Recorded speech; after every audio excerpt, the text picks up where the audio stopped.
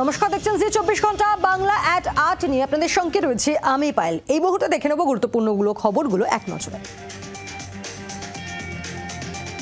জেলা নেতাদের সঙ্গে ফের বৈঠকে অভিষেক বন্দ্যোপাধ্যায়। এবার নজর শুভেন্দু অধিকারীর করেন। তমলুকের সংগঠনের নেতাদের সঙ্গে আলোচনা। প্রথমে বারাসত জেলা সংগঠনের সঙ্গে বৈঠক করেন তৃণমূলের সর্বভারতীয় সাধারণ সম্পাদক। সূত্রের খবর, বারাসত জেলা নেতৃত্বকে কেন্দ্রীয় বঞ্চনা নিয়ে লাগাতার সভা করার নির্দেশ দিয়েছেন অভিষেক। বিজেপি শাসিত রাজ্যের বাঙালি হেনস্থার প্রতিবাদ। আজও সংসদ চত্বরে মকরদ্বারে বিক্ষোভ তৃণমূল সাংসদদের। বাংলার গান গেয়ে প্রতিবাদ জানান জোড়াফুল সাংসদরা।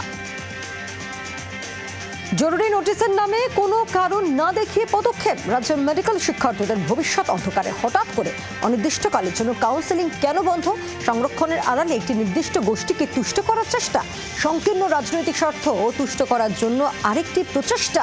এক্স হ্যান্ডেলে তোপ কেন্দ্রীয় শিক্ষা প্রতিমন্ত্রী সুকান্ত মজুমদারের।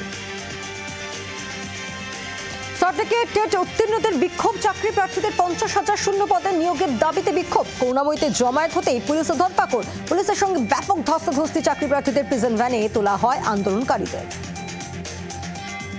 রাজ্যে এমবিবিএস এর প্রথম বর্ষে ভর্তি প্রক্রিয়া স্থগিত। অনির্দিষ্টকালের জন্য ভর্তি প্রক্রিয়া স্থগিত। রাজ্যে স্বাস্থ্য শিক্ষা অধিকর্তা জরুরি বিজ্ঞপ্তি।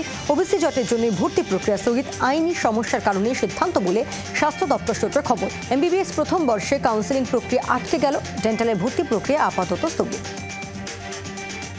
জাতীয় নির্বাচন কমিশনের বিরোধিতায় হাইকোর্টে তৃণমূল। বুথ লেভেল এজেন্টদের নাম, ছবি, মোবাইল নম্বর চেয়ে সব রাজ্যকে নোটিশ। এই তথ্য দেওয়া হলে এজেন্টদের ওপর রাজনৈতিক হামলা হতে পারে। আদালতে আশঙ্কা রাজ্যের শাসক শিবিরের। আগে একাধিক ভোটে অশান্তির উদাহরণ আছে। তাছাড়া এই তথ্য হাতে পেলে অন্য রাজনৈতিক দল অপব্যবহার করতে পারে। কর্মীদের মনোবলে আঘাত আসতে পারে। সওয়াল তৃণমূলের রাজ্যসভার সাংসদ সুভাষিস চক্রবর্তী।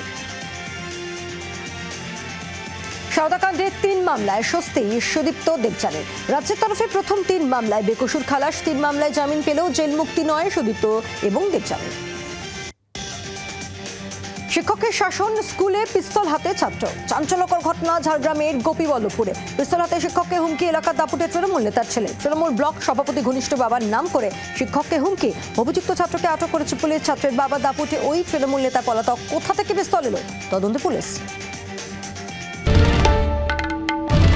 বাংলার আওয়াজ, বাঙালির আবেগ, জি 24 ঘন্টা।